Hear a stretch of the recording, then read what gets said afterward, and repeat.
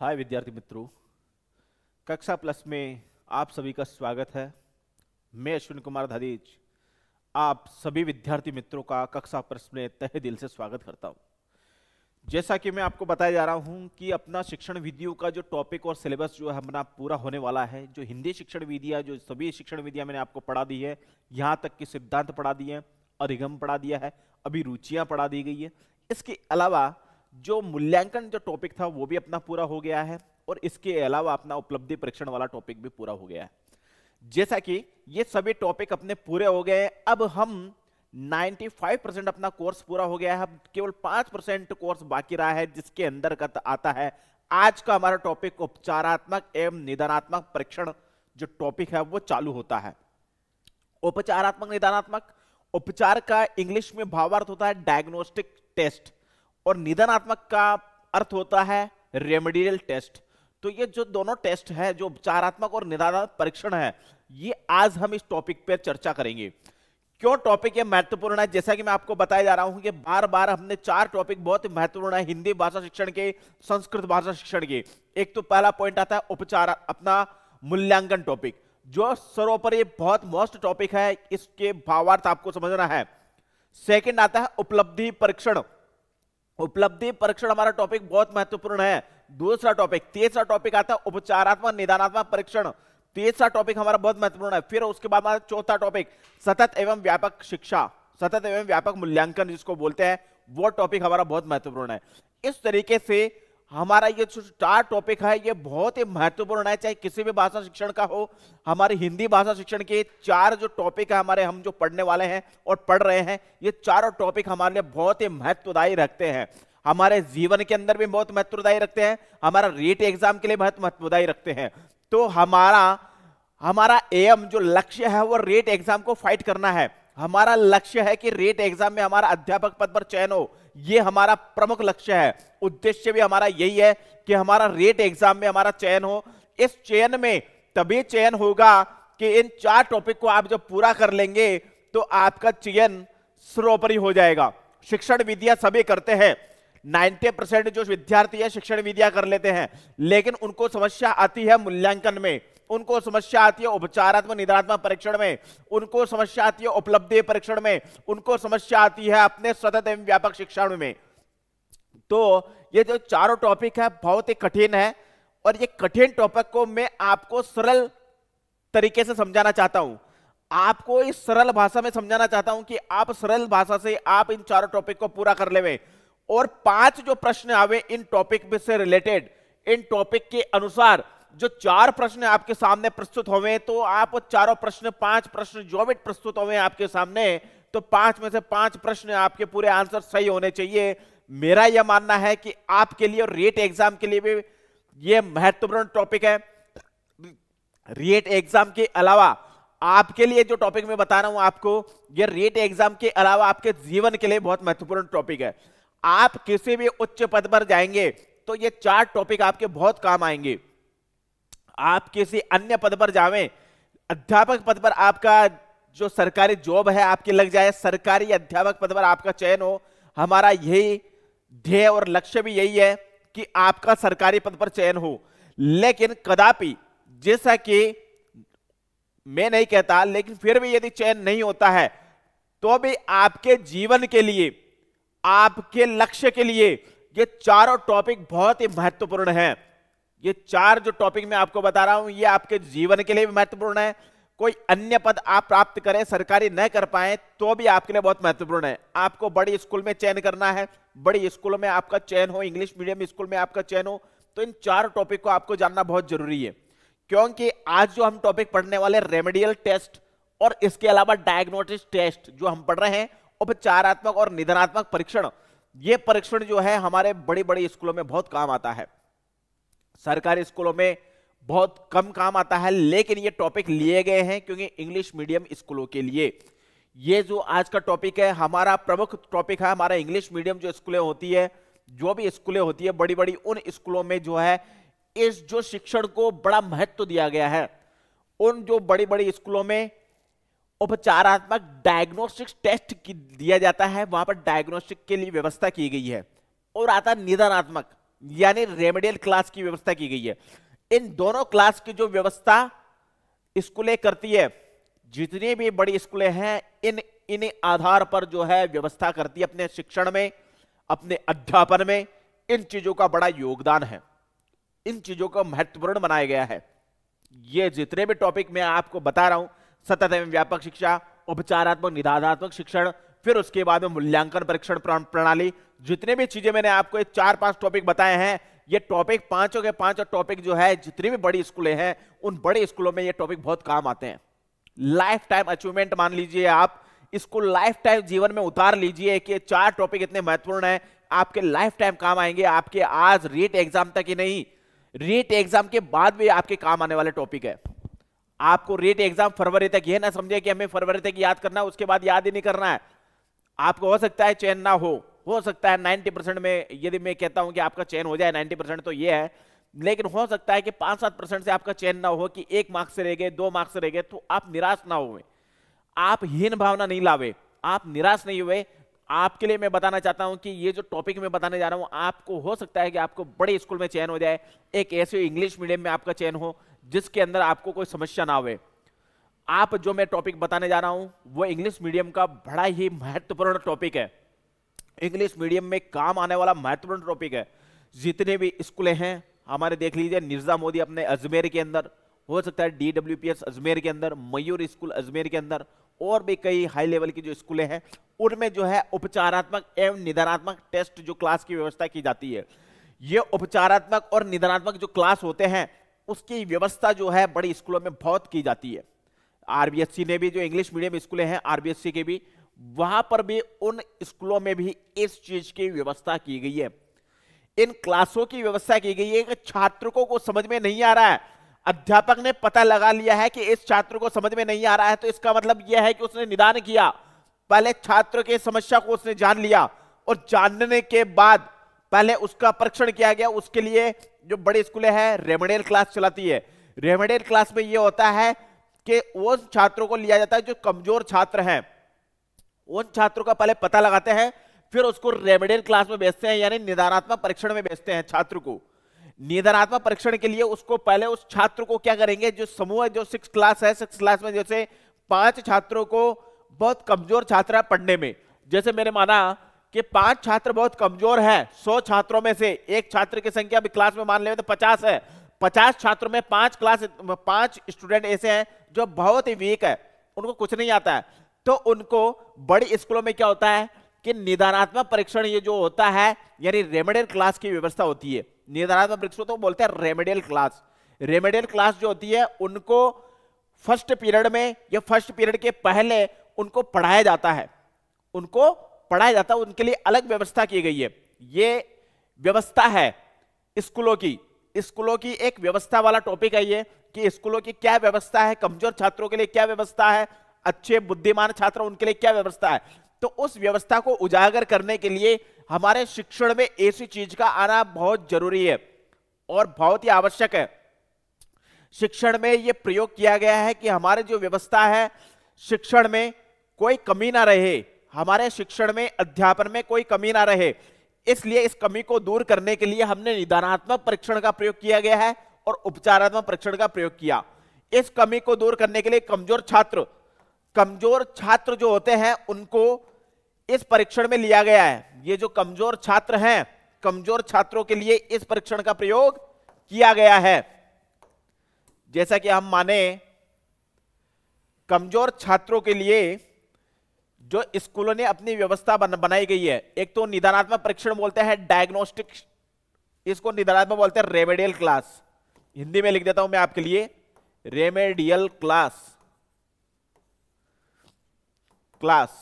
English में भी होता है रेमेडियल क्लास, इंग्लिश का वर्ड है, मैंने फिर भी हिंदी में आपको समझाया है, सरल से सरल भाषा में आपको समझाना चाहता हूं कि जो स्कूलों की व्यवस्था है, कमजोर छात्रों को कैसे पढ़ाना है, कमजोर छात्रों को बुद्धिमान कैसे करना है, यह एक तरीका है। इस प्रक्रिया के द्वारा कमजोर छात्रों को बुद्धिमान बनाना है, इसलिए इस शिक्षण का प्रयोग किया जाता है, रेमेडियल क्लास तक का प्रयोग किया जाता है। फिर उसके बाद में आता है उपचारात्मक।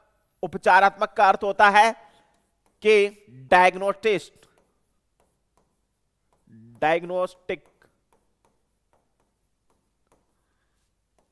क्लास यह है उपचारात्मक, यानी ये जो क्लास है मेडिकल से संबंधित है, मेडिकल साइंस से संबंधित है ये वाली क्लास। छात्र का क्या है कि पूरा मूल्यांकन हो सके, छात्र को पूरे शिक्षण में कोई कमी ना रहे, अध्यापक द्वारा उस छात्र को मजबूत बनाना है, उसको अधिगम में मजबूत बनाना है, तो उसके लिए उसको अधिगम में मजबूत करने के लिए रेमेडियल क्लास की व्यवस्था की गई है कि छात्र पहले पीरियड के अंदर जब तक टीचर नहीं आता, पहला जो 30 मिनट का जो टाइम होता है, एक जब स्कूल में आते हैं तो 30 मिनट का टाइम होता है, उस 30 मिनट के टाइम के अंदर छात्र को जो है रेमेडियल क्लास की व्यवस्था होती है। उसके अंदर क्या होता है कि जो कमजोर छात्र बैठते हैं, उसको गणित में कम आ रहा है तो गणित वालों को लेते हैं, किसी को साइंस में कमजोर है तो साइंस वालों को लेते हैं, कोई हो सकता है दूसरे लैंग्वेज में कमजोर है, जिस जिस विषय में कमजोर है उस विषय की क्लास लगती है, वो होती है रेमेडियल क्लास। रेमेडियल क्लास की व्यवस्था होती है जिसके अंदर छात्र जिस जिस विषय में कमजोर है, चाहे वो साइंस में कमजोर है तो साइंस की उसकी क्लास लगेगी, छात्र यदि मैथमेटिक्स में कमजोर है तो उस मैथमेटिक्स की क्लास लगेगी, छात्र यदि सोशल साइंस में कमजोर है तो उसको सोशल साइंस की किताब की क्लास लगेगी, छात्र इंग्लिश में कमजोर है तो उसके इंग्लिश की क्लास लगेगी। तो वो क्लास लगना, छात्रों की कमजोरी का पता लगाना। पहला पॉइंट हमारा निदानात्मक क्या कहता है, रेमेडियल क्लास में कौन जा सकता है, जो होता है रेमेडियल क्लास में केवल जो कमजोर छात्र है वही जा सकते हैं। हम यहां पर लिख दे हुए कि रेमेडियल क्लास में वही जा सकते हैं जो बहुत कमजोर छात्र होते हैं, जो बहुत कमजोर होते हैं वो रेमेडियल क्लास में जाते हैं। तो रेमेडियल क्लास में जाने के लिए जो कमजोर छात्र होते हैं वही यहां जाते हैं। यहां पर मैं लिख देता हूं कमजोर छात्रों की क्लास,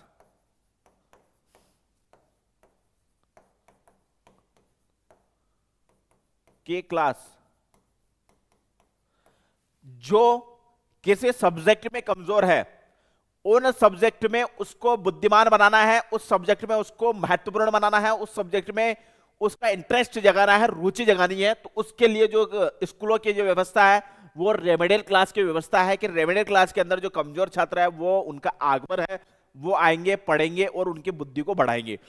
अब यहां पर कमजोर छात्रों का हमने पहले पता लगाया, अब ये जो रेमेडियल क्लास को हमने क्या किया, रेमेडियल क्लास लगाई, उसके अंदर इस शिक्षण को आप शिक्षण से जोड़ेंगे, इस रेमेडियल क्लास को आपको जोड़ना है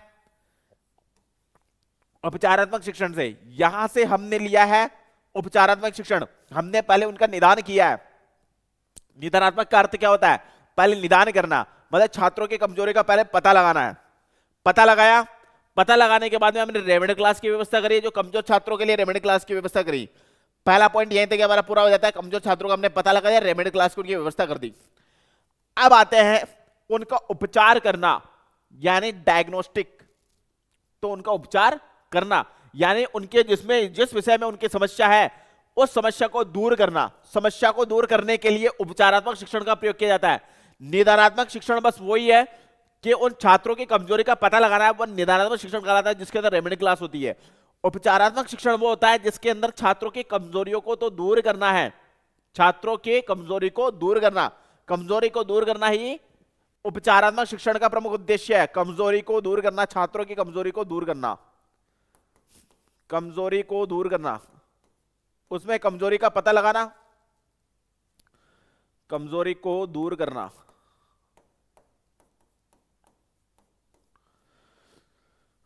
अब ये जो होता है कि रेमेडियल क्लास और डायग्नोस्टिक क्लास क्या होती है, रेमेडियल क्लास से जुड़ी हुई उपचारात्मक शिक्षण है, यानी निदानात्मक से जुड़ा हुआ उपचारात्मक शिक्षण है, और उपचारात्मक शिक्षण से जुड़ा हुआ निदानात्मक शिक्षण है।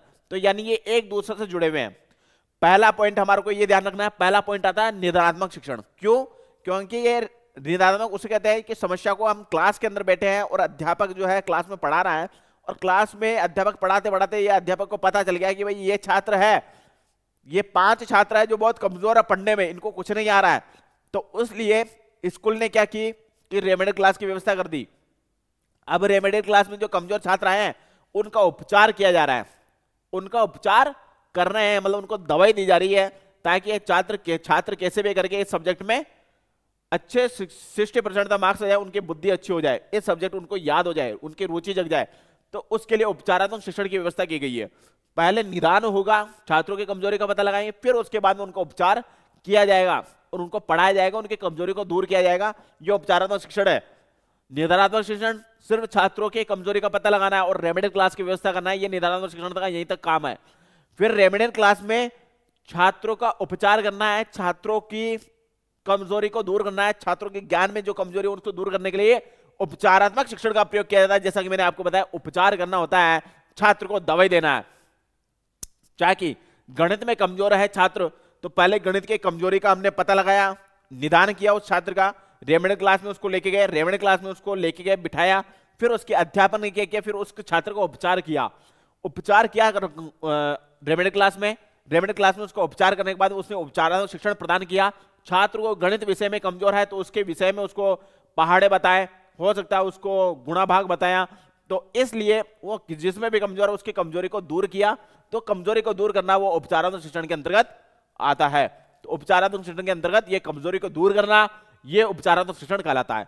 तो ये दोनों शिक्षण बहुत ही महत्वपूर्ण है, निदानात्मक और उपचारात्मक शिक्षण। ये आपके आज काम में आएंगे या नहीं आएंगे, आज हमारा रेट एग्जाम में तो काम में आना ही आना है, लेकिन आपके जीवन में भी काम में आएगा।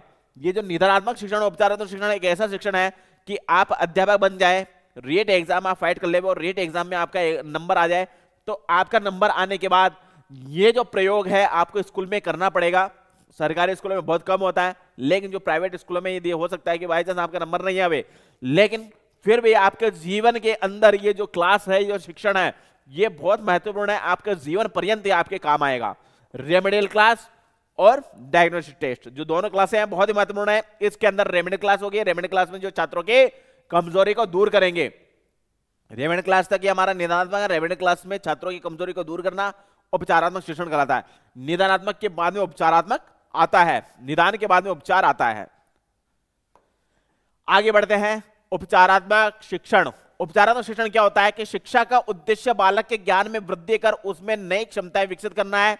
भाषा के शिक्षण में शिक्षार्थियों में भाषा संप्राप्ति में प्राय वाचन, लेखन, पठन आदि संबंधी अनेक प्रकार की त्रुटि पाई जाती है। अतः प्रभावी शिक्षण के लिए अध्यापक आवश्यक है कि भाषागत कमियों को, दोष को दूर करना है। शाब्दिक अर्थ ये कहता है कि उपचारात्मक शिक्षण में यह है कि कमजोरी को, छात्र की कमजोरी को दूर करना है।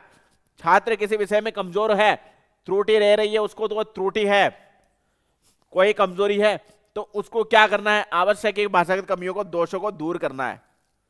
दोषों को उसके दोषों को दूर करना है ताकि उसमें कोई त्रुटि ना रह जाए, कोई कमी ना रह जाए, उनकी कमियों को दूर करना है। यह उपचारात्मक शिक्षण कहलाता है। आगे बढ़ते हैं, भाषागत कौशलों में आई कमियों को दूर करने के लिए उनकी जानकारी निष्पत्ति उपलब्धि होना आवश्यक है। अर्थात सबसे पहले कमजोर छात्रों की पहचान करना आवश्यक है। हमें सबसे पहले क्या करना है, जो भाषागत जो कोई कमजोर छात्र है पहले उसका पता लगाना। उपचारात्मक शिक्षण बाद का पॉइंट है, मैंने आपको जैसे बताया उपचारात्मक शिक्षण बाद का पॉइंट है, लेकिन सबसे पहले निदान का पॉइंट होता है। पहले छात्र की कमजोरी का हमें क्या लगाना है, पता लगाना है। छात्र किस विषय में कमजोर है पहले यह पता लगाना है, उसके बाद में उसका उपचार करना है। तो भाषागत कमजोरी को उसको कमी का पता लगाना है। जैसे सबसे पहले हम कमजोर छात्रों की पहचान करना आवश्यक है। कमजोर छात्रों की पहले पहचान करेंगे, इसके लिए निदानात्मक परीक्षण किया जाता है, जैसा कि इसमें साफ लिखा हुआ निदानात्मक परीक्षण। निदानात्मक यानी कमजोरी का पता लगाना, छात्रों की कमजोरी का पता लगाना, कमजोरी का पता लगाना।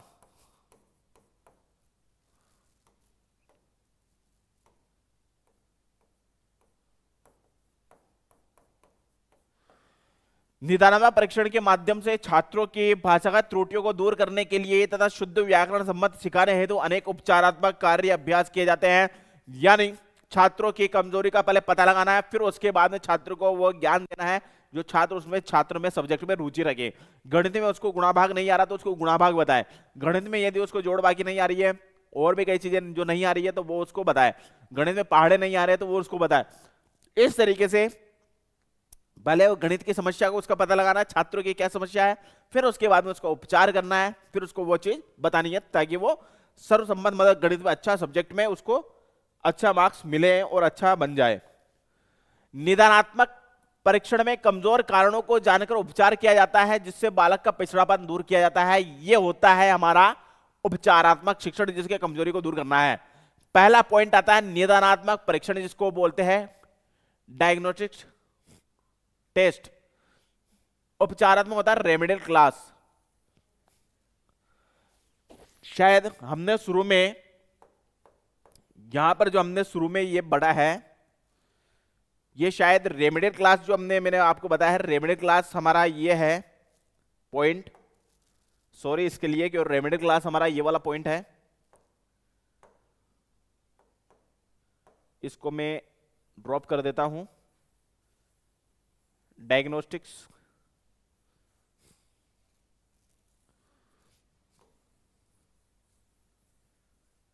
इसको मैं हटा रहा हूं आपके लिए। आपको बस ये है समझना है कि रेमेडियल क्लास क्या है। सबसे पहले निदानात्मक होगा, फिर उसके बाद में उपचारात्मक होगा। बस इतना ही आपको करना है, ये दोनों से आपको ही करना है। पहले निदान होगा, अब आगे उपचार होगा। आपको रेमेडियल क्लास की बात बतानी थी। निदानात्मक होता है डायग्नोस्टिक टेस्ट, फिर उसका उपचारात्मक होता है रेमेडियल टेस्ट। तो ये क्लास हो गई, ये दोनों क्लास है, क्लास के तरीके हैं, दोनों की क्लास वाइज है, दोनों ही क्लास है। निदान का अपने भाषा में महत्व नहीं होता जब तक उसका निदान के उपरांत नहीं किया जावे, यदि उसका निदान नहीं किया जावे। नैदानिक परीक्षण सदैव उपचारात्मक शिक्षण का अनुयायी होना चाहिए। इसके लिए अध्यापक को चाहिए कि वह नैदानिक परीक्षण के परिणाम को उल्लेख करते समय यह ध्यान रखे कि परीक्षार्थी छात्र के कार्य की गुणात्मक व्याख्या उसको संख्यात्मक उपलब्धि से कहीं अधिक महत्वपूर्ण है। जैसा कि इसमें बताया गया है, निदानात्मक का मतलब होता है, निदान मतलब छात्रों की कमजोरी का पहले पता लगाना है और फिर उसके बाद में उपचार करना है। पहले निदान का पॉइंट आएगा, फिर उसके उपचार का पॉइंट आएगा। निदानात्मक परीक्षण में क्या बताया गया है कि शिक्षा के क्षेत्र में निदान और उपचार कार्य प्रारंभ से ही चला आ रहा है। शिक्षक सदैव अपने छात्रों का शिक्षण संबंधी त्रुटियों को पहचान कर सुधारने का उपचार उपाय करता है। निदान का शाब्दिक अर्थ क्या होता है कि जानना या पहचानना, मतलब कि समस्या को पहचानना या जानना। समस्या को पहचानना या जानना निदान कहलाता है। समस्या को पहचानना या जानना, पहचानना या जानना निदान कहलाता है। अर्थात छात्रों की अधिगम संबंधी कठिनाइयों के कारणों को जानकर निदानात्मक शिक्षण कहलाता है। मतलब छात्रों की जो कठिनाइयां हैं, छात्रों की कोई त्रुटियां हैं, कोई समस्या है, पहले उसको पता लगाना है, वही निदान कहलाता है। छात्रों की कोई कमियां हैं, कोई त्रुटियां हैं, कोई समस्या है, किसी सब्जेक्ट में उसको कोई समस्या आ रही है, तो उसका निदान, पहले निदान करना, उसकी समस्या का पता लगाना है। चाहे उसको गणित में समस्या आ रही है तो गणित का पहले उसकी समस्या का पता लगाना है, उसकी त्रुटियों का पता लगाना है, फिर उसके बाद उपचार करना है। निदान नोट इसमें यह है कि निदान के बिना उपचार संभव नहीं है। जैसा कि मैंने आपको बताया, पहले निदान बहुत जरूरी है, फिर उसके बाद में उपचार। पहले निदानात्मक शिक्षण बहुत जरूरी है, बाद में उपचार का नंबर आता है। पहले छात्र की समस्या को पहले पता लगाना है, फिर उसके बाद में हम उपचार करना है, फिर उसके बाद में उस समस्या का निराकरण करना है। समस्या का निराकरण करना, जो समस्या का उपचार करना, वो उपचारात्मक शिक्षण कहलाता है। अब आते हैं, कमजोर छात्रों की पहचान निष्पत्ति परीक्षा के आधार पर की जाती है, परंतु उनकी कमजोरी के कारणों अथवा अधिगम की कठिनाइयों के कारणों की जानकारी निदानात्मक परीक्षा के माध्यम से होती है। निदानात्मक परीक्षण मौखिक व लिखित दोनों प्रकार के होते हैं। निदानात्मक परीक्षण जो होते हैं मौखिक व लिखित दोनों प्रकार के होते हैं। ध्यान रखना, निदानात्मक परीक्षण दो प्रकार के होते हैं, पहला होता है मौखिक, दूसरा होता है लिखित। लिखित प्रकार के होते हैं। नैदानिक परीक्षण के अंतर्गत हम छात्रों को व्यक्तिगत कठिनाइयों का तथा उनकी अयोग्यता का अनुमान लगाते हैं।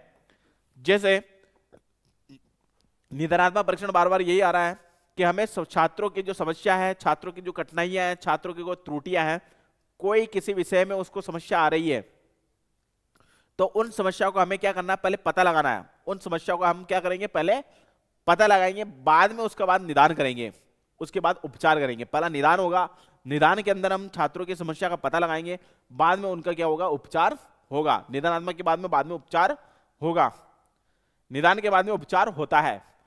निदानात्मक परीक्षण का निर्माण विकसित देशों में तो हुआ ही है। भारत में इस प्रकार के परीक्षणों का निर्माण किया गया है। जिसमें आते हैं नाम एस रावत का रसायन विज्ञान, BR शाह का कक्षा 10 के गणित, शिक्षकों के लिए डॉक्टर NR शर्मा का संस्कृत भाषा में संबंधित त्रुटियों का निदान, निदानात्मक परीक्षण प्रमुख है। या नहीं है जो वैज्ञानिक हुए हैं, जो ये साइंटिस्ट या फिर इन्होंने जो प्रयोग किए गए हैं, जो इन सभी ने जो बताया है, लेखकों ने ये बताया कि पहले हमें निदान करना है, निदानात्मक परीक्षण का प्रयोग करना है, बाद में उपचार करना है। निदानात्मक पहले हो जाएगा, बाद में उपचार हो जाएगा। निदानात्मक परीक्षण पहले होता है।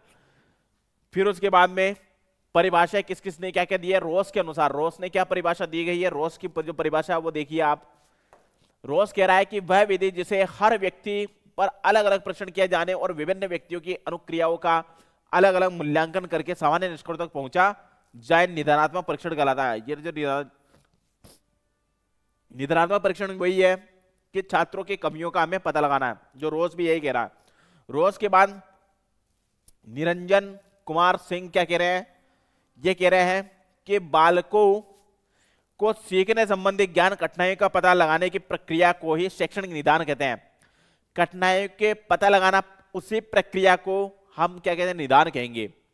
ये हमारे वैज्ञानिक कह रहे हैं कि पहले हम छात्रों की समस्या का पता लगाएंगे, छात्रों की जैसे समस्या का हमने पता लगा लिया, फिर उसके बाद में उनका उपचार करेंगे। ये प्रक्रिया ही निदान कहलाती है। छात्रों की समस्या का पता लगाना, यह प्रक्रिया निदान कहलाती है। शोनेल क्या कह रहे हैं, शोनेल कह रहे हैं कि भाषा में निदानात्मक परीक्षण वह परीक्षण है जिसके द्वारा अनुसंधान करता हुआ कोई छात्र के भाषागत दोषों को खोजता है, अपने स्कूल के विषय में सामान्य प्रकृति नहीं कर पाते हैं, उनके दोषों को खोजते हैं, उन दोषों का पता लगाते हैं, जो छात्र की कमियां हैं उनका पता लगाते हैं। तो शोनेल भी ये कह रहा है कि उन सामान्य प्रतियों का पता लगाना, उनके दोषों का पता लगाना। डेविड पी आर आसुवेल के अनुसार सार्थक अधिगम, ये बोल रहे हैं सार्थक अधिगम में नवीन अर्थों को ग्रहण किया जाता है और नवीन अर्थ सार्थक अधिगम के परिणाम होते हैं। सीखने वाले नवीन अर्थों का विकसित हो जाना ही सार्थक अधिगम की प्रक्रिया का सामान्य संपन्न होता है। इनका कहने का अर्थ यह है, डेविड पी आसुवेल यही कह रहे हैं, पहले जो नवीन अर्थ जो तब बताना है जब उनके प्राचीन चीज उनको याद हो जाए। पहले वाली चीज का अधिगम पहले कराना है, बाद वाली चीज का अधिगम बाद में कराना है। तो ये डेविड आसुवेल भी ये कह रहे हैं कि पहले वाली चीज को पहले अधिगम कराना है। विंटर के अनुसार सामान्य स्थिति में आए विकारों को पहचानने की प्रक्रिया को निदान कहते हैं। कोई विकार आ रहा है, विकारात्मक यानी कोई समस्या आ रही है, विकार का शाब्दिक अर्थ होता है समस्या आना, कोई समस्या आ रही है तो उसका पता लगाना निदान कहलाता है, उस समस्या का पता लगाना है। बोकम तथा सिम्पसन क्या कह रहे हैं कि शैक्षिक निदान किसी शैक्षिक कठिनाइयों का उसमें चिन्हों तथा लक्षणों से ज्ञान प्राप्त करने की कला का कार्य है। यह तथ्यों की जांच एवं परीक्षण पर आधारित कठिनाई का स्पष्टीकरण होता है।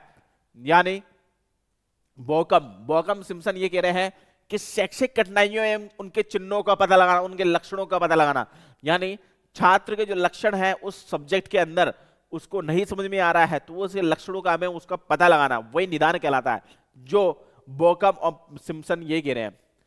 आगे होता है गुड़ के अनुसार निदान का अर्थ है कि अधिगम संबंधी कठिनाइयों एवं कमियों के स्वरूप का निर्धारण करना। तो ये भी यही कह रहे हैं, गुड़ भी यही कह रहे हैं कि निदान का है कि संबंधी जो कठिनाई निदान करना है हमें छात्र का निदान तभी हो पाएगा जब उनके हम समस्या का पता लगाएंगे, वही निदान कहलाता है। हमने समस्या का पता लगा लिया, त्रुटियों का पता लगा लिया, कठिनाइयों का पता लगा लिया, तो वही निदान कहलाता है। गुड़ भी यही कह रहे हैं। आगे कुंपस स्वामी ये कह रहे हैं कि निदानात्मक परीक्षणों को हमें यह बताना चाहिए कि बालक क्या कर सकता है और क्या नहीं कर सकता है, क्योंकि जब हमको इस बात का ज्ञान हो जाएगा कि उसमें जो रुचियां तथा अभिरुचियां हैं वे किन बातों में है, तभी उसके प्रति कर्तव्य को पूर्ण कर सकते हैं। कुंपस स्वामी का भी यही कहना है, कुंपस स्वामी भी यही कह रहा है कि हम छात्रों की समस्या का पहले पता लगा ले में, और जब पता लगा लिया तो उसके बाद उपचार करना है तुरंत। हमें छात्रों की समस्या का सबसे पहले हमें पता लगाना है, छात्रों की कठिनाइयों का पता लगाना है कि इस विषय में ये छात्र बड़ा कमजोर है, इस विषय में छात्रों को नहीं आता है, इस टॉपिक को वह नहीं समझ पा रहा है, पहले उस समस्या छात्रों की समस्या का पता लगाना है। कुंपस स्वामी का भी कहना यही है। निदानात्मक परीक्षण के उद्देश्य, अब उद्देश्य क्या कहते हैं? निदानात्मक परीक्षण के उद्देश्य, पहला उद्देश्य क्या है निदानात्मक परीक्षण का? यानी छात्र की समस्या का पता लगाना, छात्र की समस्या का पता लगाने का पहला उद्देश्य यह है कि उपलब्धि परीक्षण है तो उचित आधार तैयार करना। पहला तो यह उचित आधार तैयार करना, विद्यार्थियों की कमजोरियों के कारणों को जानना। दूसरा उद्देश्य पहले उचित आधार तैयार करना, उचित आधार तैयार करने के बाद में छात्रों की कमजोरी के कारणों का पता लगाना है, और उपचारात्मक शिक्षण को आधार बनाना। अब ध्यान रखना, तीसरा वाला पॉइंट बहुत मुख्य है कि हमें जब निदान कर लिया तो फिर उसके बाद में उपचारात्मक शिक्षण को आधार बनाना है। पाठ्यक्रम में आवश्यक परिवर्तन कर उपयोगी बनाना। अब पाठ्यक्रम में कोई आवश्यक परिवर्तन करना है तो फिर उसके बाद में उपयोगी उसको बनाना है। तो ये आज का टॉपिक है। इसके अंदर और बताते हैं निदानात्मक परीक्षण का उद्देश्य तो ये हो गया। अब आते हैं विद्यालय स्तर हेतु निदान हेतु जो मूल रूप है, निदान हेतु जो मूल रूप है उस विषयों को महत्व दिया जाता है। किन किन विषयों को है? जैसे भाषा व्याकरण, लैंग्वेज के अंदर हमें जो है उच्चारण संबंधी त्रुटियों को दूर करना है। पहला पॉइंट तो यह है उच्चारण की त्रुटियां करना, त्रुटियों को दूर करना, त्रुटियों को, उच्चारण की त्रुटियों को जानना। पहला यह निदानात्मक। गणित में कुछ समस्या आ रही है उसको तो गणित के विषय में, विज्ञान में कोई समस्या आ रही है तो उसको वाचन में यानी उच्चारण में, यह भी पहला वाला पॉइंट के अनुसार ये उच्चारण में कोई समस्या आ रही है तो उसको त्रुट करना। लेखन में अक्षर विन्यास यानी वर्णों की जानकारी के संबंध में। अब भाषा व्याकरण में हम यहां पर माने तो मैं यहां पर लिख देता हूं कि लिपि विज्ञान। भाषा व्याकरण में किसी को संधि नहीं आ रही है, समास नहीं आ रहा है, कारक नहीं आ रहा है आदि व्याकरण संबंधी त्रुटियों को दूर करना। व्याकरण संबंधी त्रुटियों को जानना। यहां तक ये तो है, हमें इन त्रुटियों को जानना है, फिर उसके बाद में हमें उपचार करना है। जैसे यहां पर मैंने लिख दिया जानना, तो इन्हें ये जो पॉइंट है, इन पॉइंट के माध्यम से हम छात्रों की त्रुटि कोई समस्या है तो उसको पहले जानेंगे। तो छात्रों की त्रुटियों को जानना, छात्रों की समस्या को जानना, छात्रों की कमियों को जानना, छात्र के किस विषय में कोई कमी आ रही है, किस विषय में उसको त्रुटि हो रही है, किस विषय में उसको समस्या आ रही है, तो वो हमें जानना है, हमें पता लगाना है। तो जानना और पता लगाना ही निदान कहलाता है। हमें जानना और पता लगाना, इन चीजों का जानना और पता लगाना ये निदान है। और निदान के बाद हम उसका छात्र का उपचार करेंगे, डायग्नोस्टिक करेंगे, हम उसको बाद में रेमेडी क्लास में पहुंचाएंगे। तो रेमेडी क्लास उसकी हो गया उपचार। तो हमने उस छात्र को पहले पता लगाया है डायग्नोस्टिक तरीके से, फिर उसके बाद हमने उसको उपचार किया निदानिक तरीके से। तो यह है, फिर उसके बाद में उपचार करना है, रेमेडी क्लास में उसको भेजना है। रेमेडी क्लास में जब उसको भेजेंगे तो उसको उपचार हो जाएगा, छात्र का उपचार तुरंत हो जाएगा, क्योंकि छात्र को सब्जेक्ट से रिलेटेड जो है अध्यापक उसको पढ़ाएगा और सब्जेक्ट से रिलेटेड उसको बातें बताएगा। हिंदी में उसको कोई समस्या आ रही है तो हिंदी के विषय में उसको पूरी बात बताएगा कि हिंदी में ये भाषा है, ये लिपियां है, ये चिन्ह है, ये संधि है, ये समास है, ये कारक है, इत्यादि जितने व्याकरण है, व्याकरण संबंधित त्रुटियों को उसको दूर करना है। छात्र के व्याकरण में कोई त्रुटि आ रही है, हिंदी भाषा के अंदर उसको व्याकरण में कोई समस्या आ रही है, तो उन त्रुटि को दूर करना उपचार कहलाता है। उन त्रुटियों को जानना निदान कहलाता है। तो हमें पहले निदानात्मक परीक्षण करना है, उसके छात्र के त्रुटियों का पहले पता लगाना है कि उसको संधि में समस्या आ रही है, समास में आ रही है, कारक में आ रही है, लिंग में आ रही है, वचन में आ रही है, और उसके अलावा जो चिन्हों में आ रही है, लिपि में आती है, जितने भी व्याकरण के जितने भी टॉपिक है उसमें किसी में उसको समस्या आ रही है तो उस समस्या का पहले हमें क्या करना है, पता लगाना है। तो वही निदान कहलाता है। निदान उसके चीज के वही चीज कहलाती है। अब आते हैं निदानात्मक परीक्षण में जो विधियां है वो कौन कौन सी है। पहला है निरीक्षण विधि, दूसरा है निदानात्मक विधि। निरीक्षण मतलब हम छात्रों का निरीक्षण करेंगे। निरीक्षण शाब्दिक अर्थ है, पहले हम क्या करेंगे, छात्रों का निरीक्षण करेंगे, फिर उदाहरण हम उसको जानेंगे। पहले निरीक्षण कैसे करेंगे, छात्र जो है, छात्र के सामने कक्षा कक्ष के अंदर जो है अध्यापक आएगा, अध्यापक पाठ पढ़ाएगा, पाठ पढ़ाते पढ़ाते उसने पता लगाया, जब क्वेश्चन पूछा, क्वेश्चन पूछने के बाद उसने पता लगाया कि इस छात्र को ये समस्या है, इस छात्र को ये पॉइंट जो है व्याकरण संबंधित उसको नहीं आ रहा है, इस छात्र को समास नहीं आ रहा है, इस छात्र को कारक नहीं आ रहा है, तो उस टॉपिक का हम उसको पता लगाएंगे। छात्र को हिंदी भाषा में यह समस्या आ रही है, उसको व्याकरण में संबंधित उसको समस्या आ रही है, तो उसका हम पहले तो करेंगे निरीक्षण। हम पहले सभी छात्रों को देखेंगे कि कौन कौन से छात्र हैं जिनको ये कमियां आ रही है। तो पहले हमको पहले निरीक्षण करेंगे, पहले देखेंगे सभी छात्रों को, 100 के 100 छात्रों को देखेंगे, फिर उसके बाद में हम निदान करेंगे, हम उनकी समस्या को जानेंगे। पहले की तो हम देखेंगे, निरीक्षण यानी देखना होता है, निरीक्षण का अर्थ होता है देखना।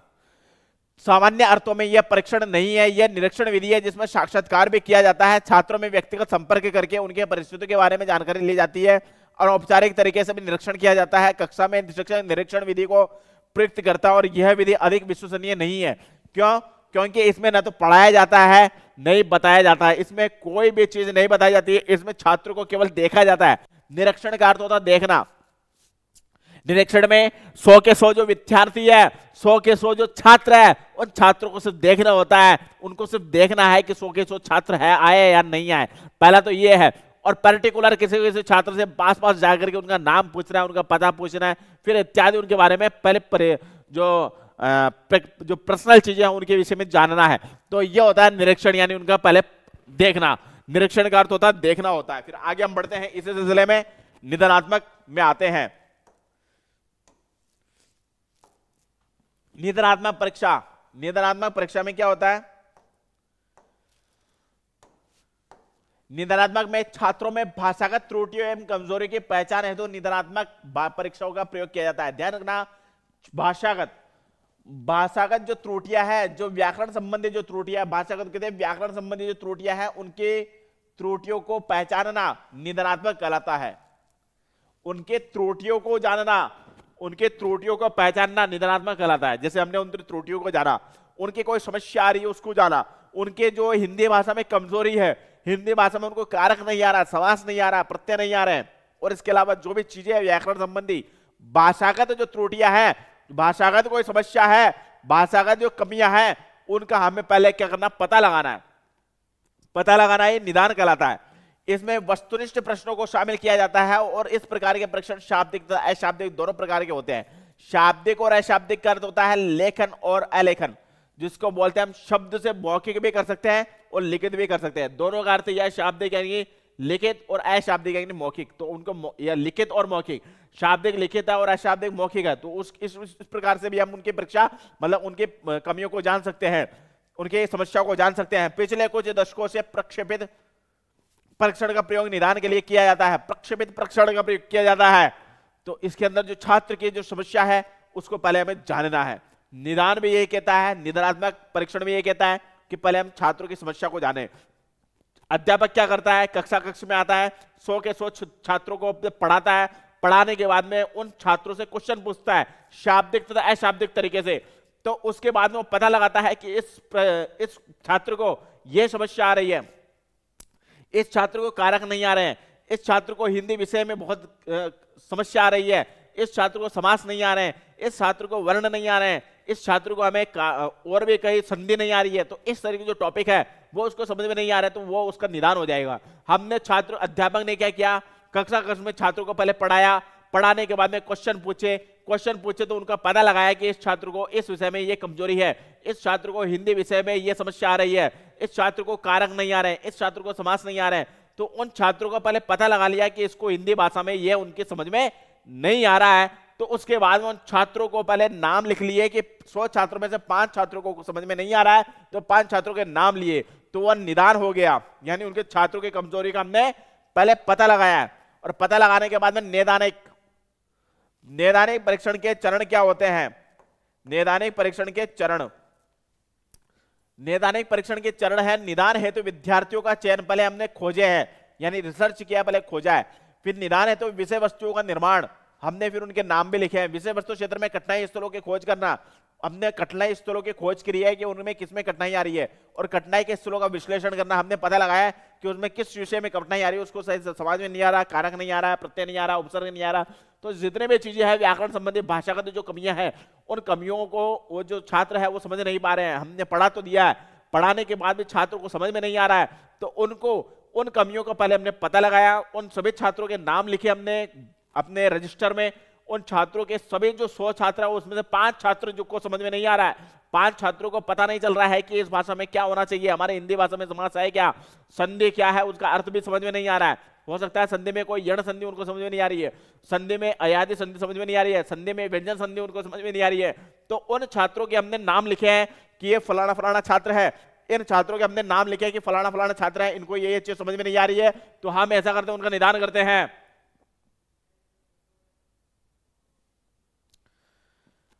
जिन जिन छात्रों को ये चीज समझ में नहीं आ रही है तो हम उन छात्रों के नाम लिखे कक्षा कक्ष के अंदर दिए, हम देखते हैं कि कक्षा कक्ष में जो विद्यार्थी है और विद्यार्थियों को ये चीज समझ में नहीं आ रही, तो उस समस्या को हमने पहले पहचान लिया, छात्रों की समस्या को हमने पहले जान लिया कि ये छात्र है, इन छात्रों को ये चीज समझ में नहीं आ रही है, व्याकरण संबंधी भाषागत जो कमियां हैं उनमें बहुत कमियां है, तो उन कमियों को हमने पहले छात्र का नाम लिखा है, पर्टिकुलर 5 छात्र है, 10 छात्र है, 100 में से 5-10 छात्रों का हमने नाम लिख दिया है कि ये बहुत कमजोर है, इनको भाषा सिखानी है, क्योंकि ये नहीं सीखेंगे तो आगे इनकी कमजोरी हो जाएगी, नींव कमजोर हो गया तो मकान नहीं बनेगा।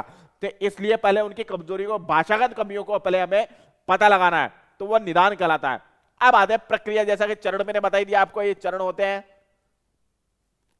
ये चरण होते हैं। फिर उसके बाद में आगे बढ़ते हैं उपचारात्मक शिक्षण में। ये कमियों को हमने पता लगाया, अब करेंगे उनका उपचार, यानी उनका दवा देंगे। उपचार का अर्थ होता है दवा देना, कमजोर छात्रों को दवा देना, कमजोर छात्रों की त्रुटियों को दूर करना, की त्रुटियों को दूर करना,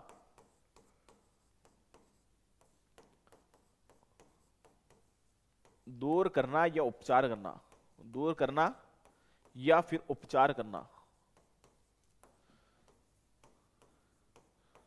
उपचारात्मक शिक्षण कहलाता है।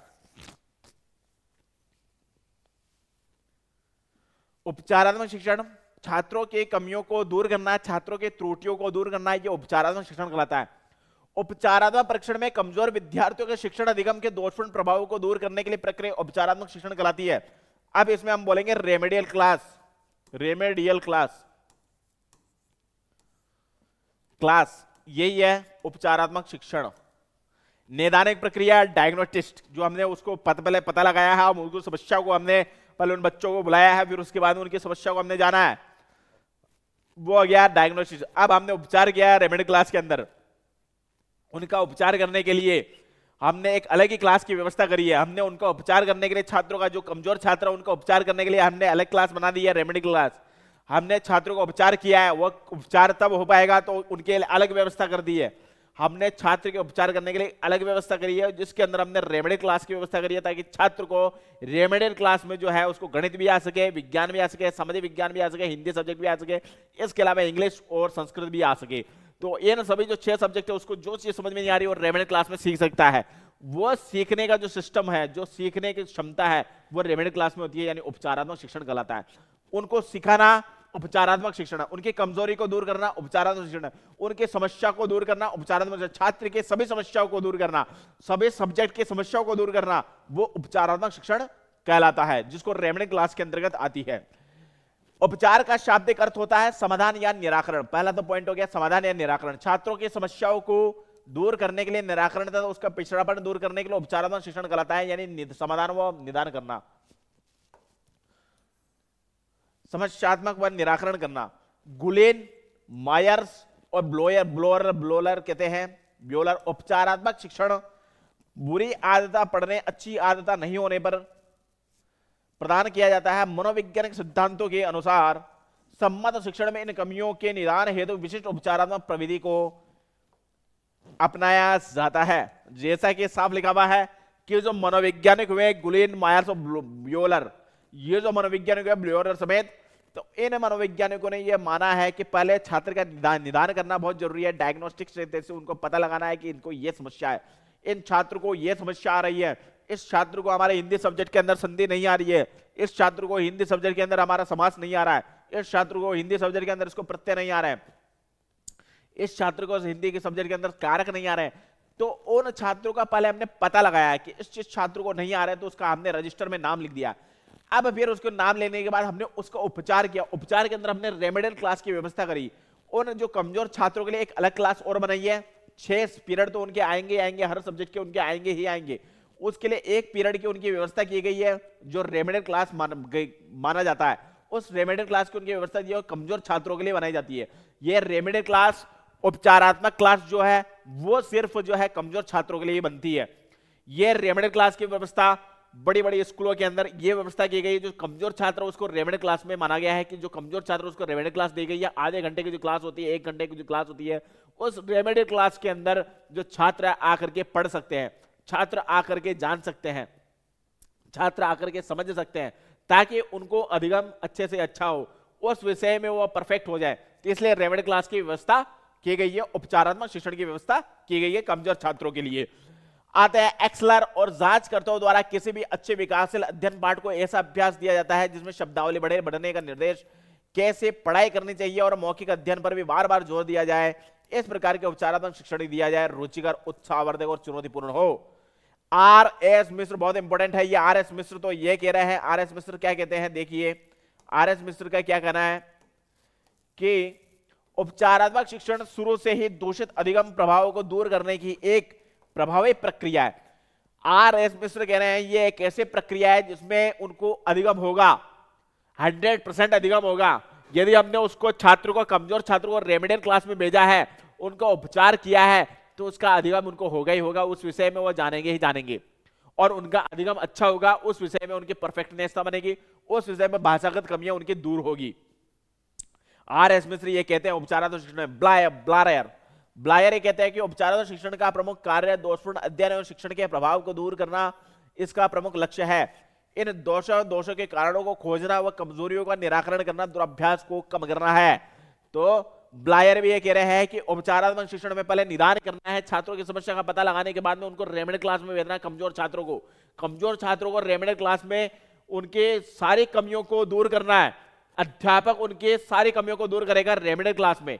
रेमेडियल क्लास में पर्टिकुलर वह क्लास होती है जिसके अंदर परफेक्टनेस बनानी है, छात्रों की कमजोरी को दूर करना है रेमेडियल क्लास के अंतर्गत। रेमेडियल क्लास से छात्रों की जो समस्या है, जो कमियां हैं, जो त्रुटियां हैं जो आ रही है भाषागत, हिंदी भाषा के अंदर जो त्रुटियां आ रही है, उन हिंदी भाषा के अंदर त्रुटियों को दूर करना है। ये रेमेडियल क्लास में उनकी आएगी, रेमेडियल क्लास में उनकी त्रुटियां दूर होगी। ये अच्छा उत्साहवर्धक होता है, यह उत्साहवर्धक होता है।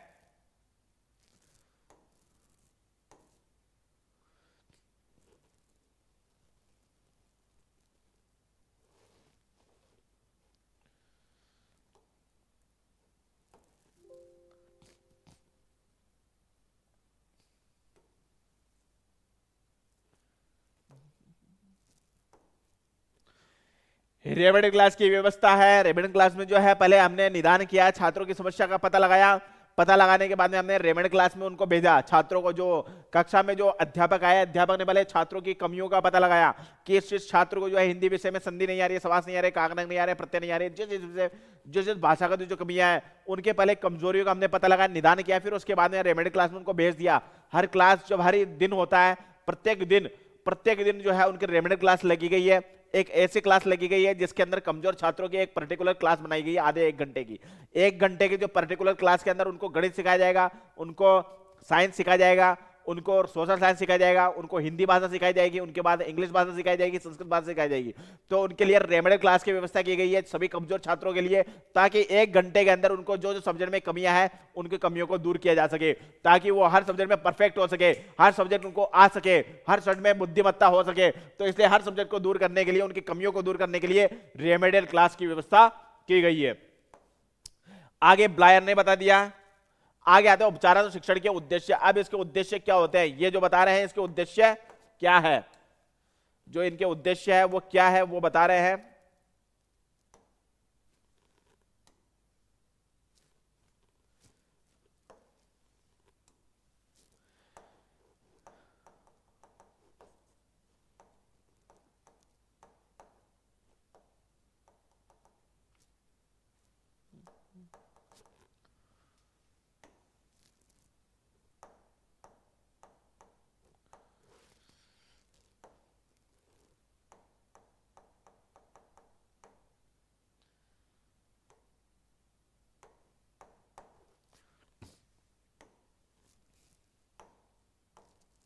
थोड़ी सी समस्या आ रही है, मैं आपको बता देना चाहता हूं। अब हम पढ़ते हैं उपचारात्मक शिक्षण के उद्देश्य। उपचारात्मक शिक्षण के उद्देश्य में हम बढ़ते हैं। पहला पॉइंट हम आते हैं उपचारात्मक शिक्षण के उद्देश्य के अंतर्गत। तो पहला पॉइंट हम आते हैं उपचारात्मक शिक्षण के उद्देश्य के अंतर्गत।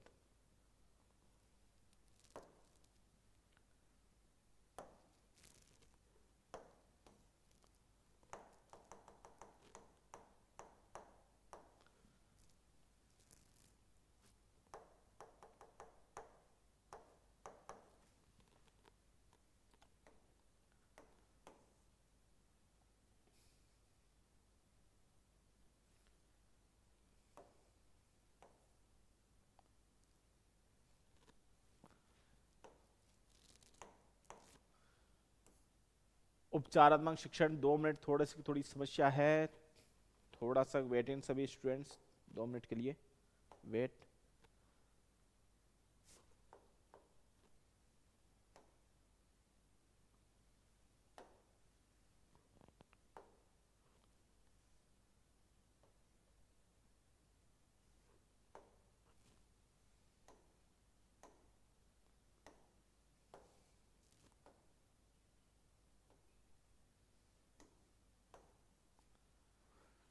उपचारात्मक शिक्षण, जैसा कि मैंने आपको बताया, उपचारात्मक शिक्षण का उद्देश्य क्या है? प्राप्त ज्ञान की में कमियों का निराकरण करना। पहले तो क्या है, कमियों का हम निराकरण करेंगे। कमियों का हम क्या करेंगे? निराकरण करेंगे। जो छात्र को किस विषय में कमजोरी है, छात्र को हमारे हिंदी भाषा में समास नहीं आ रहे हैं, कारक नहीं आ रहे हैं, तो ये विषय में कमजोरी है हमारे हिंदी भाषा के अंदर, तो उसका निराकरण करना रेमेडी क्लास में। हम क्या है, उसकी अलग क्लास लेंगे, छात्र की कि 1 घंटे की अलग क्लास लेंगे। उन सभी छात्रों के जो 5-7 है, 10 छात्र है, 10 छात्रों की एक अलग क्लास लेंगे। उस अलग क्लास में प्रत्येक जो कक्षा है, उस कक्षा के अनुसार उन छात्रों का हम भाषागत कमियों को हम दूर करेंगे। हम उन्हें हिंदी भाषा में पूरा व्याकरण हम उनको समझाएंगे, उनकी भाषा की कमियों को दूर करेंगे। दूसरा है विषय विशेष को सीखने में अक्षमता को दूर करना। तीसरा, समाज में स्वीकृति आदतों का परिमार्जन करना, अधिगम मार्ग में आने वाली बाधाओं को दूर करना। फिर उसके बाद में आता है विषय, 2 मिनट, थोड़ा सा क्या है कि ये थोड़ी समस्या आ रही है।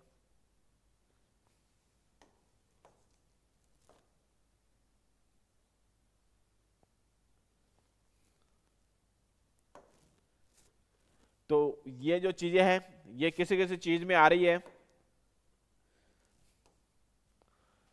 जैसे ये वाली चीजें, विषय विशेष को सीखने में अक्षमता को दूर करना, जैसे कमियों का निराकरण करना। पहला तो है समाज में स्वीकृति आदतों का परिमार्जन करना, अधिगम मार्ग में आने वाली बाधाओं को दूर करना, पहला तो ये पॉइंट है। फिर विषय के प्रति रुचि उत्पन्न करना, हमारा ये परम ध्येय है कि उसके विषय में रुचि उत्पन्न हो, उस विषय में वो जो रुचिकर होवे, उस विषय को उसको आवे, उसकी रुचि जगाने के लिए रेमेडी क्लास की व्यवस्था की गई है। छात्र की समस्या को दूर करना भी रेमेडी क्लास की व्यवस्था, और छात्र की जो अभिरुचि है, जो रुचि है, उस विषय में आवे, उस विषय को उसको नहीं आता, गणित मैथमेटिक्स नहीं आता, चाहे हो सकता है उसको हिंदी सब्जेक्ट में कुछ समस्या आ रही है, हिंदी सब्जेक्ट में उसको समास नहीं आ रहा है, तो उस हिंदी सब्जेक्ट में समाज में उसकी रुचि बने। उस किसी विषय को कारक में समस्या नहीं आ रही है, तो कारक में समस्या आ रही है, तो उस कारक में उसकी रुचि जगे। और हिंदी भाषा के अंदर हमें उसको संधि नहीं आ रही है, तो संधि में उसमें रुचि बने। उस रुचिकर जगाने के लिए उसकी अभिरुचि प्रदान करनी है हर विषय में, और छात्र की मानसिक कठिनाइयों का भी हल करना है। आगे बढ़ते हैं इसी सिलसिले में।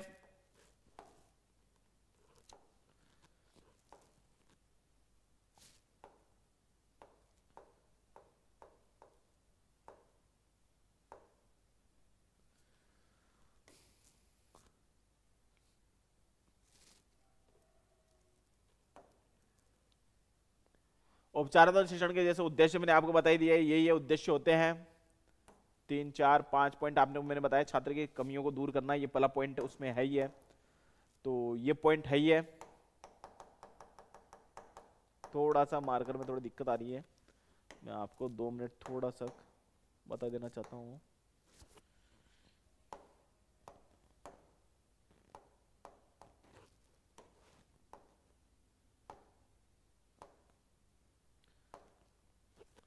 अब आते हैं शिक्षा संबंधी बुरी आदतों से मुक्ति दिलाना। पहला पॉइंट यह है कि हम शिक्षा संबंधी जो बुरी आदतें हैं उसको मुक्ति दिलाएंगे।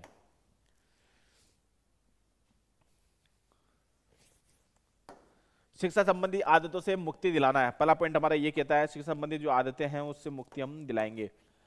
तो यह है छात्रों में प्रतिस्पर्धा की भावना उत्पन्न करना। उपचारात्मक शिक्षण के माध्यम से हम उसकी प्रतिस्पर्धा जो है, प्रतिस्पर्धा की भावना हम उत्पन्न करेंगे, वो कंपटीशन करें। छात्र जो है कक्षा 6 का विद्यार्थी है, वो एक दूसरे से कंपटीशन करके आगे बढ़े। उनके यह प्रतिस्पर्धा यह है कि उनको जो फर्स्ट रैंक आना है, तो उनकी प्रतिस्पर्धा भी उत्पन्न करनी है उन कमजोर छात्रों में।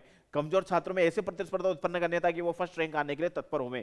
तो ऐसा भी है। उपचारात्मक शिक्षण की विधियां, आप जैसे बोलते हैं विधियां पढ़ते हैं, विधियों में हम पढ़ते हैं जो ये विधियां हैं वो ये क्या कह रही है, छात्रों की विधियां ये कह रही है कि उपचारात्मक शिक्षण की विधियां, जैसा कि 2 मिनट, थोड़ा सा कुछ समस्या है इनमें।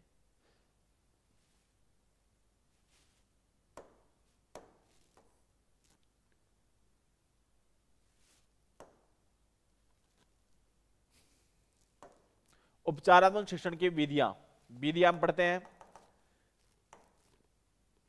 व्यक्तिगत अभ्यास विधि, पहला पॉइंट यह है कि व्यक्तिगत अभ्यास विधि यानी केस स्टडी। केस स्टडी हम करेंगे छात्र की, छात्र को समझाएंगे, उनके मानसिक रूप से जो छात्रों की गलतियों का निराकरण भी करेंगे। छात्र कुछ गलत लिख रहे हैं, हो सकता है छात्र में अशुद्धियां हैं, वो लिखने में कोई अशुद्धियां हैं, बोलने में कोई अशुद्धियां हैं, तो उसके बोलने और लिखने की अशुद्धि को हम दूर करेंगे। उनकी जो अशुद्धियां हैं उनको हम दूर करेंगे, जो त्रुटियां हैं उनको हम दूर करेंगे। सामूहिक उपचार, हम समूह में जो है छात्रों का उपचार करेंगे, यानी एक समूह हम बनाएंगे, छात्रों को रेमेडी क्लास की व्यवस्था करेंगे। रेमेडी क्लास में जो है 10 छात्र आ रहे हैं इस सब्जेक्ट, 10 छात्र आ रहे हैं इस क्लास से, तो इस क्लास के जो 10 छात्र वहां पढ़ेंगे, हर सब्जेक्ट में हर प्रत्येक दिन एक एक क्लास हर सब्जेक्ट की होगी। उस सब्जेक्ट के माध्यम से हर छात्र को पर्टिकुलर ध्यान दिया जाएगा, जो कमजोर छात्र है उस पर ध्यान दिया जाएगा। इस रेमेडी क्लास से जो है कमजोर छात्रों पर ध्यान दिया जाता है और कमजोर छात्रों को अधिक ज्ञान दिया जाता है, भाषागत कमियों को दूर किया जाता है। तो भाषागत जो कमियां उनकी दूर करने के सामूहिक उपचार करेंगे। व्यक्तिगत भेदों के आधार पर निराकरण, व्यक्तिगत जो भेद है उनके आधार पर निराकरण के उपचार, गृह भाषा जो है उपचार, गृह भाषा प्रयोगशाला में बालकों के उच्चारण में भाषा संबंधी प्रयोगशाला पर अभ्यास हम उनको कराएंगे। फिर उपचारात्मक शिक्षण की प्रक्रिया क्या कहती है, ये जो प्रक्रिया है ये क्या कहती है, इसमें थोड़ा सा अपने मिसिंग है। प्रक्रिया क्या कहती है, प्रक्रिया मानेंगे तो प्रक्रिया क्या कहती है। पहला है, उपचारात्मक शिक्षण कराते समय छात्र को यह नहीं बताया जाना चाहिए कि वह कमजोर तथा पिछड़ा हुआ है। यह बताने से बालक में अहीन भावना आ जाती है। हम यदि छात्र को बताएंगे कि छात्र इस विषय में कमजोर है, यह नहीं आ रहा है, हम अध्यापन कराएंगे, तो उस वक्त यह नहीं बताना है कि ये जो हम 100 छात्रों को पढ़ा रहे हैं, 100 छात्रों के सामने उस छात्र को यह नहीं कहना है कि ये इस छात्र में इस सब्जेक्ट में ये कमजोर है, इसको ये नहीं आता है, ये नहीं कर सकता है। तो ये जो है हमें शब्द का प्रयोग नहीं करना है। 100 छात्रों के मध्य में, 100 छात्रों के सामने उस छात्र की इंसल्ट नहीं करनी है, हमें उस छात्र की कमजोरी को सबके सामने नहीं प्रकट करना है, उस छात्र के त्रुटियों को सबके सामने प्रकट नहीं करना, उसको अलग से ये कहना है कि उसको नहीं आ रहा है तो रेमेडी क्लास में आप जा सकते हैं। रेमेडी क्लास में आपकी व्यवस्था अलग है कि आपको उस अलग से उस सब्जेक्ट को पर्टिकुलर बताया जाएगा। उस सब्जेक्ट में आपको बार बार जो है भाषागत अशुद्धियां बताई जाएगी, अशुद्धियों को शुद्ध करना है। भाषागत अशुद्धियों को शुद्ध करने के लिए उस रेमेडी क्लास की उसकी व्यवस्था की जाएगी। आधारभूत सिद्धांत, अब आते हैं हम आधारभूत सिद्धांत के अंतर्गत। जो आधारभूत सिद्धांत है वो सिद्धांत के अंतर्गत हम आते हैं। आधारभूत सिद्धांत है, आधारभूत सिद्धांत के अंदर हम आते हैं। जो सिद्धांत है वो क्या है, पहला है व्यक्ति केंद्रित तथा समूह केंद्रित उपचारात्मक शिक्षण दोनों में निम्नलिखित सिद्धांतों के पालन उपयोगी है। पहला आता है उपचारात्मक शिक्षण शिक्षार्थी के वास्तविक शैक्षिक स्तर से आरंभ किया जाना चाहिए, चाहे कक्षा कोई भी हो। चाहे उपचारात्मक शिक्षण में चाहे कक्षा कोई भी हो, हर कक्षा के लिए पर्टिकुलर रेमेडी क्लास की व्यवस्था की गई है। जैसा कि मैंने आपको बताया कि कितनी भी हर सब्जेक्ट चलेगा जो चलेगा, लेकिन छात्र के लिए रेमेडी क्लास की एक हर प्रत्येक कक्षा के लिए रेमेडी क्लास की व्यवस्था की गई है ताकि छात्र जो है अपनी कमजोरियों को दूर कर सके, अपनी जो समस्या आ रही है सब्जेक्ट में उस कमियों को दूर कर सके। इसलिए अब प्रत्येक जो क्लास के लिए उसको प्रत्येक कक्षा के लिए रेमेडी क्लास की स्कूल अपनी व्यवस्था करता है। स्कूल अपनी एक रेमेडी क्लास की व्यवस्था करता है। प्रत्येक स्कूल, जो बड़ी बड़ी स्कूल है उनमें प्रत्येक स्कूलों में जो है रेमेडी क्लास की व्यवस्था की गई है ताकि वो जो है छात्र जो है उनकी कमजोरी को दूर कर सकता है। उस क्लास के अंदर छात्र को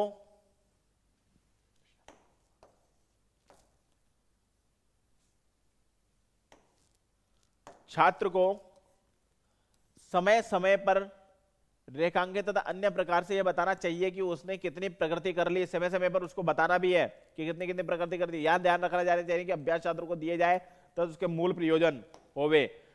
तो आज का टॉपिक हमारा यहीं से कंप्लीट होता है। जैसा कि मैंने आपको बताया, पहला होता है उपचारात्मक शिक्षण, पहला होता है निदानात्मक शिक्षण। निदानात्मक प्रशिक्षण किया जाएगा, फिर उपचारात्मक शिक्षण, पहले डायग्नोस्टिक्स किया जाएगा, फिर उसके बाद में हम उसको क्या करेंगे, रेमेडियल क्लास में व्यवस्था की जाएगी। तो पहले हम क्या करेंगे, छात्र की पहले हम समस्या का पता लगाएंगे। जैसा कि आज हमारा टॉपिक बहुत इंपॉर्टेंट टॉपिक था, ये निदानात्मक और उपचारात्मक परीक्षण। ये जो शिक्षण है बहुत ही महत्वपूर्ण है। ये आपके रीट एग्जाम के लिए ही नहीं है, रीट के अलावा आपका लाइफ टाइम अचीवमेंट है। लाइफ टाइम के लिए जो टॉपिक है बहुत ही काम आने वाला है। आप हो सके कि बड़ी स्कूल में आप अध्यापक पद पर चयन हो सकता है कि आपका रीट एग्जाम में चयन हो जाए, अध्यापक पद पर तृतीय श्रेणी जो शिक्षक भर्ती उसमें चयन हो जाए। यदि नहीं होता है तो भी ये जो टॉपिक है आपका जीवन पर्यंत काम आने वाला है कि पहले हमें किसी भी स्कूल में जाए तो पहले हमें छात्र को जब पढ़ाए तो पहले उसका निदान करना चाहिए, उस छात्र की जो त्रुटियां हैं उसको पहले समझना चाहिए। पहला पॉइंट हमारा ये कहता है। दूसरा पॉइंट यह है कि वो स्कूल जो रहेगी बड़ी स्कूल, उसके अंदर जो है रेमेडियल क्लास की व्यवस्था है, एक उपचारात्मक शिक्षण की व्यवस्था की गई है। तो उन छात्रों का नाम लिख करके हम उसको आगे भिजवा दें और आगे उसको रेमेडियल क्लास में उस छात्र को जाना है। उस 1 घंटे के क्लास के अंदर वो बहुत कुछ सीखेगा। उस सब्जेक्ट के अंदर जो पारंगत जो अध्यापक है, जो इस स्कूल का जो अध्यापक है, वो उसको पढ़ाएगा और पढ़ाने के बाद में उसका उपचार कर देगा, उस शिक्षण में उसको परिपूर्ण कर देगा और शिक्षण के अंदर उसको यह बताएगा कि जो भाषागत अशुद्धियां हैं, भाषागत त्रुटियां हैं, उसको वह दूर करने का प्रयत्न करेगा। उस कमजोर छात्र को रुचि जगाएगा उस सब्जेक्ट के प्रति, हिंदी सब्जेक्ट के प्रति उसकी रुचि जगाएगा, हिंदी सब्जेक्ट में उसकी अशुद्धियों को दूर करेगा, हिंदी सब्जेक्ट में उसके उच्चारण संबंधी जो अशुद्धियां है उसको दूर करेगा, लिपि का ज्ञान करेगा, विराम चिन्हों का ज्ञान करेगा, कारक संबंधी जो व्याकरण संबंधी जितनी भी चीजें हैं उसको उसका ज्ञान कराएगा कमजोर छात्र को, ताकि कमजोर छात्र कमजोर ना होकर के फिर बुद्धिमान छात्र बन जाए। उनकी कमजोरी को दूर करेगा उपचारात्मक शिक्षण के माध्यम से, रेमेडियल क्लास के माध्यम से उनके शिक्षण को, उसके शिक्षण के माध्यम से उनकी कमजोरियों को अध्यापक दूर कर देगा। तो आज का हमारा टॉपिक यहीं तक पूरा होता है। इस शिक्षण में हमने ये पढ़ा था निदानात्मक शिक्षण और उपचारात्मक शिक्षण। आज का टॉपिक हमारा यहीं पर पूरा होता है। जैसा कि मैंने आपको बताया कि हमारा सिलेबस पूरा होने को ही है, 1-2 दिन में हमारा सिलेबस पूरा हो जाएगा। तो आप रीट एग्जाम को फाइट करें और रीट एग्जाम में आप ये सिलेबस पूरा का पूरा घोट लेवे और फिर उसके बाद में याद कर लेवे कि ये शिक्षण में यह प्रयोग किया जाता है, इस शिक्षण विधि में यह मुख्य है। तो ये जो चीजें जो मैंने आपको इंपॉर्टेंट चीज बताता जा रहा हूं उसको याद कर लेवे, ताकि आपका जो रीट एग्जाम में फाइनली जो है जो क्वेश्चन मैंने आपको बताया, जो मैंने आपको जो टीचिंग लाइन में जो मैंने अध्यापन क्षेत्र में आपको जो सारी चीजें बता दी है शिक्षण वीडियो में, ये इंपॉर्टेंट है। तो उसको चीज को आप याद कर लेवे ताकि आपका रीट एग्जाम में सिलेक्शन हो जाए। तो ये जो 4 टॉपिक हमारे पूरे होने वाले हैं, इस 4 टॉपिक बहुत महत्वपूर्ण है, जीवन पर्यंत काम आने वाला टॉपिक है। कल आपके लिए फिर नए टॉपिक लेके आएंगे, सतत एवं व्यापक शिक्षण। तो आज के लिए वेरी वेरी थैंक्स। आज के हमने पढ़ा है निदानात्मक शिक्षण और उपचारात्मक परीक्षण। निदानात्मक शिक्षण में यह होता है कि हम छात्रों की समस्या का पहले पता लगाते हैं, वो निदान कहलाता है, जिसको बोलते हैं डायग्नोस्टिक क्लास या टेस्ट, डायग्नोस्टिक टेस्ट कहलाता है। और फिर उपचारात्मक शिक्षण यह कहलाता है जिसके अंदर हम रेमेडियल क्लास मानते हैं, जिसके अंदर छात्र को उपचार किया जाता है, छात्र की कमियों को दूर किया जाता है। तो यह होता है उपचारात्मक और निदानात्मक परीक्षण। आज के लिए वेरी वेरी थैंक्स। कल के लिए आप सतत एवं व्यापक शिक्षण वापस फिर लेके आएंगे आपके लिए। बहुत इंपॉर्टेंट टॉपिक कल का, बहुत ही मुख्य टॉपिक है सतत एवं व्यापक शिक्षण, जिसके अंदर आएगा CCE पैटर्न। तो आज के लिए वेरी वेरी थैंक्स। कल के लिए नया टॉपिक लेके आएंगे।